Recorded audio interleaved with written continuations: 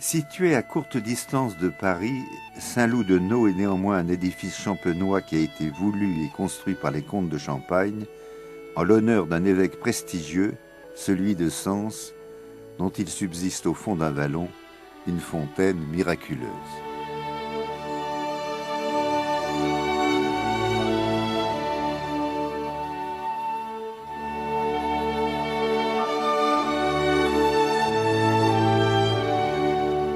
Cet édifice, bien que provincial, a une dimension nationale et peut être comparé pour son architecture et sa sculpture au plus grand.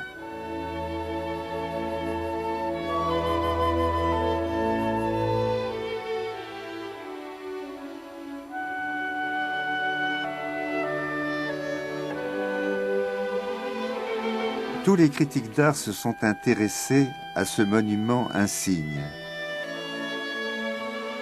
Ainsi, pour le critique Henri Faucillon, nous saisissons là un moment fugitif, exquis de la sensibilité du Moyen-Âge, entre deux siècles et comme entre deux crépuscules.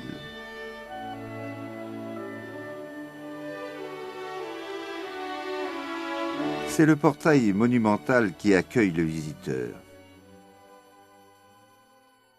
Celui-ci a tout d'abord le regard attiré vers les statues-colonnes qui entourent les portes. Statues comme emprisonnées de bandelettes, qui semblent ne pas avoir de psychologie ni d'âge, car elles font déjà partie de l'au-delà. Au centre, Saint-Loup-de-Naux, à la fois autoritaire et humble, fier et modeste, il atteint l'exact point d'équilibre entre la conviction et la douceur. Il est entouré par une forêt de statues où on peut reconnaître les prophètes de l'Ancien Testament, Jérémie et Isaïe. Salomon et la reine de Saba illustrent le cantique des cantiques. Enfin, le Nouveau Testament est représenté par deux témoins privilégiés, Pierre et Paul. Au tympan, le Christ vient dans sa gloire. À ses pieds sont figurés les animaux fabuleux qui symbolisent les quatre évangélistes.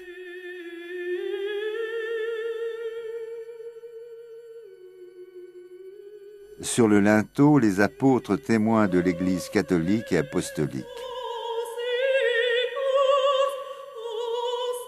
Enfin, sur les voussures du portail sont représentés des anges qui expriment par leur multitude le triomphe du bien sur le mal.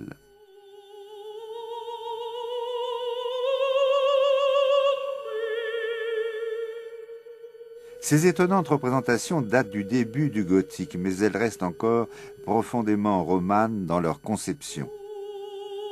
Ici, le sculpteur se détourne de l'apparence pour se consacrer uniquement au symbole. Mais la perfection formelle à laquelle il atteint justifie amplement le sacrifice auquel il a dû consentir en renonçant au prestige de l'éphémère. Mais qu'en pense le père Thierry Leroy, curé du lieu? La première fois que j'ai vu cette église, je n'étais pas encore sur le secteur. C'était de nuit avec 400 jeunes de l'aumônerie de l'enseignement public, des lycéens. Pendant la nuit de Pâques, nous avions fait une nuit de marche et de célébration. Et nous sommes arrivés dans cette église, il était 2 heures du matin. Ce qui m'a fasciné, c'est à la fois l'ombre, la lumière, cette forêt de piliers, comme une forêt minérale, et l'ambiance de recueillement qu'on pouvait avoir dans cette église, la sonorité aussi. Et en arrivant ici, là, c'était 2 jours, je me suis dit, voilà un petit Vézelay. Il y a la colline, il y a le village sur les flancs de la colline, il y a l'église tout en haut, et nous avons pour projet de refaire dans les années qui viennent un pèlerinage. Nous partirions de la source qui est tout en bas pour arriver jusqu'à ce haut lieu qu'est cette magnifique église. Dieu est avant tout transcendant, tel est le message transmis par les grands témoins comme saint Augustin. Il aurait été étonnant que cette idée profonde ne se retrouvât pas dans le miroir de l'art. Ce n'est donc pas un hasard si l'art roman, par l'abstraction de ses formes et la symbolique de ses figures, nous révèle le mystère insondable du tout autre. Saint, saint, 3 fois saint.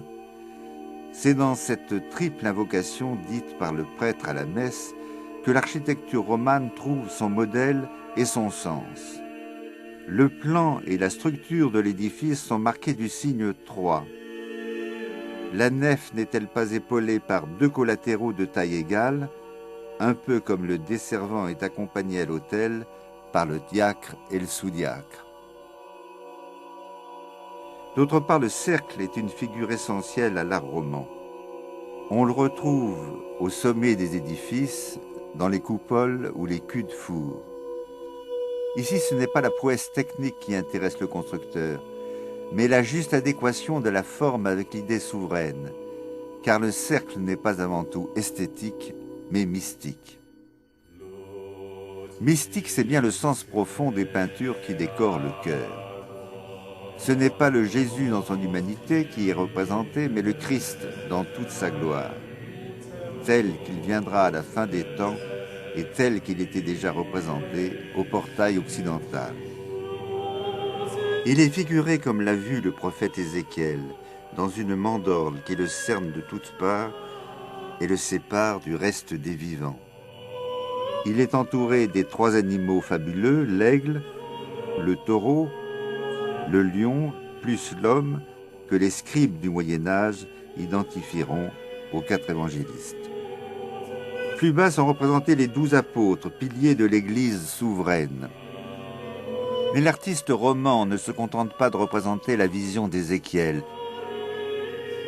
Il donne une interprétation d'un autre texte très voisin qui est celui de l'Apocalypse. Même si cette peinture est en partie effacée et a été outrageusement restaurée à la fin du XIXe siècle, le dessin reste fort visible. Il représente l'agneau, c'est-à-dire le Christ, tel qu'il apparaîtra à la fin des temps. Celui-ci est accompagné des 24 vieillards, image de la sagesse et de la foi. Les yeux exorbités, ils contemplent la longueur, la largeur, la profondeur du Dieu vivant.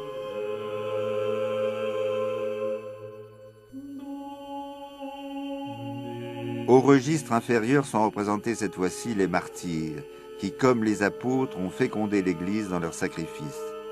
En procession, ils apportent au roi des rois leur couronne.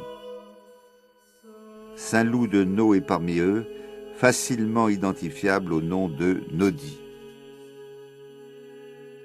Aucun style dans l'histoire de l'Europe ne dispose d'une telle puissance de méditation et de force. À l'artiste gothique, il sera donné de révéler Dieu dans son humanité, c'est-à-dire dans sa psychologie, dans ses joies et dans ses souffrances. Au sculpteur roman, il appartient de le faire connaître dans son éternité, c'est-à-dire dans son impassibilité souveraine.